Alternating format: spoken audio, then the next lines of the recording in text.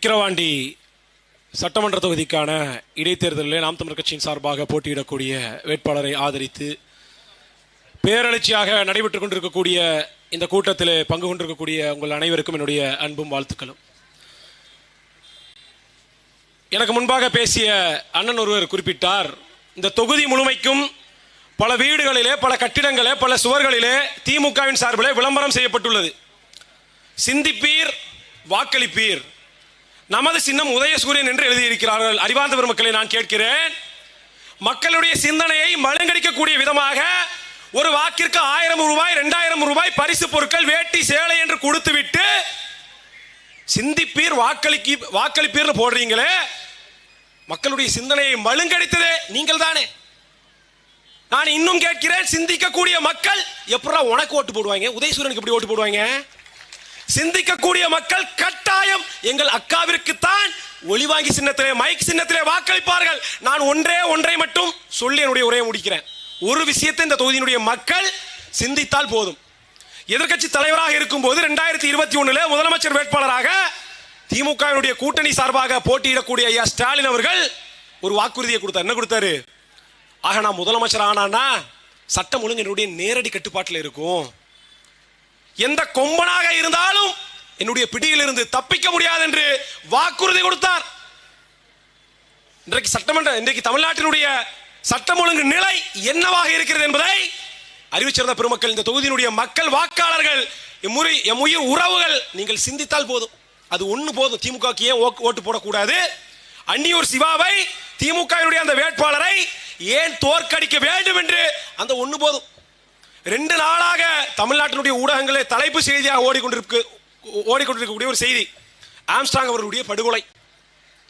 இது ஒண்ணு போதும். திமுக கையாளாகாத தனத்தையும் ஸ்டாலின் அவர்களுடைய கேடுகட்ட ஆட்சியினுடைய வெளிப்பாட்டையும் இந்த மக்கள் சிந்தித்து உணர்வதற்கு. ஒரு தேசிய கட்சியினுடைய மாநில தலைவர் அவர் வீட்டில் போய் உணவு கொடுக்கிற ஒரு டெலிவரி பாய் மாதிரி போய் வெட்டிட்டு வர்றான். இதுல என்ன வேடிக்கை, கேலி கூத்து தெரியுமா? அவருடைய வீடு எங்க வெட்டப்பட்டதோ, எங்க அந்த குற்றச்சம்பவம் கொலை நடந்ததோ, அங்கிருந்து 50 மீட்டர்ல காவல்துறை, காவல் நிலையம், போலீஸ் ஸ்டேஷன் இருக்கு. அப்ப என்ன நிலைமையில வச்சிருக்கிறீங்க? அப்ப காலம் காலமாக இவருடைய ஆட்சி எடுத்து பார்த்தோம் என்றால் கட்டுப்பாடு, அது திமுக ஆட்சியில் தட்டுப்பாடுன்ற நிலைமை தான். சட்டம் ஒழுங்கு சந்தி சிரிக்கிறது. இவருடைய காலத்துல இருந்து, கருணாநிதி ஆட்சி காலத்துல இருந்து நீங்க எடுத்து பார்த்தீங்கன்னா அதே நிலைமை தான். 1971 கருணாநிதிக்கு எதிராக, கருணாநிதியினுடைய திருட்டு டாக்டர் பட்டத்திற்கு எதிராக கொடி பிடித்தார் என்பதற்காக அன்றைக்கு உதயகுமார் திமுக ஆட்சியில் படுகொலை செய்யப்பட்டார். கருணாநிதிக்கு எதிராக பேசினார், போராடினார், மக்களை ஒன்று திரட்டினார் என்பதற்காக 1997 பழனி பாபா திமுக ஆட்சியில் படுகொலை செய்யப்பட்டார். திமுக ரவுடி குண்டர்களால மதுரையினுடைய மாமன்ற கவுன்சிலர் லீலாவதி படுகொலை செய்யப்பட்டார். அந்த வரிசையை எடுத்து பார்த்துட்டீங்கன்னா பட்டியல் நீண்டுகிட்டே போகும். சட்டம் ஒழுங்கு இவ்வளவு சந்தி சிரிக்கிறது. நேற்றைக்கு சென்னையினுடைய கமிஷனர் வாய்க்கூசாமல் போய் சொல்கிறார். என்ன சொல்றாரு? சென்ற ஆண்டை விட இந்த ஆண்டு நடந்திருக்கக்கூடிய கொலை சம்பவங்கள் மிக குறைவு. எவ்வளவு குறைவா? 5 கொலை குறைவா. சொல்லிட்டீங்களா, நிறைவேற்றிடுவாங்க. பைத்தியங்களா? போன வருஷமும் இதே திமுக ஆட்சி தான்டா. எந்த போன வருஷத்தை நீ அதை விட குறைவா நடந்திருக்குன்னு சொல்றியோ, 3 ஆண்டுகளாக அதே ஸ்டாலினுடைய ஆட்சி, திமுக ஆட்சி தான் நடக்குது.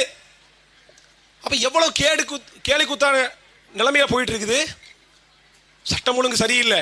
கள்ளச்சாராயம், கஞ்சா, அபினு, மெத்து, ஹெராயின் எல்லாமும் இன்றைக்கு தலைவிரித்து ஆடக்கூடிய காட்சிகளை பார்க்கிறோம். அறிவார்ந்த பெருமக்களே, நமக்கு இருக்கக்கூடிய ஒற்றை வாய்ப்பு, அன்னியூர் சிவாக்கு நீங்க ஓட்டு போட்டதுனால எந்த பெரிய மாற்றமும் வந்துவிட போறதில்லை. ஆனால் படித்தவர், பண்பானவர், இந்த மண்ணினுடைய மக்களுடைய உண்மையான வழியை உணர்ந்த எங்களக்கா அபிநயா அவர்களுக்கு நீங்கள் வாக்களித்தீர்கள் என்றால், அவர்கள் இந்த தொகுதியினுடைய சட்டமன்ற உறுப்பினராக நீங்கள் தேர்ந்தெடுத்தீர்கள் என்றால், தமிழினம் வழி வரக்கூடிய அடுத்த தலைமுறை உங்களை கட்டாயம் போற்றும், கொண்டாடும். உங்களுடைய குரலாக சட்டமன்றத்தில் ஓங்கி ஒலிக்க எங்களக்கா அவர்களுக்கு ஒளிவாங்கி சின்னத்திலே, மைக் சின்னத்திலே வாக்களித்து உங்களுக்கான குரலாக சட்டமன்றத்தில் ஒலித்து இந்த தொகுதிக்கான சேவையாற்ற அவருக்கு வாய்ப்பளிக்குமாறு கேட்டு விடைபெறுகிறேன். நன்றி, வணக்கம்.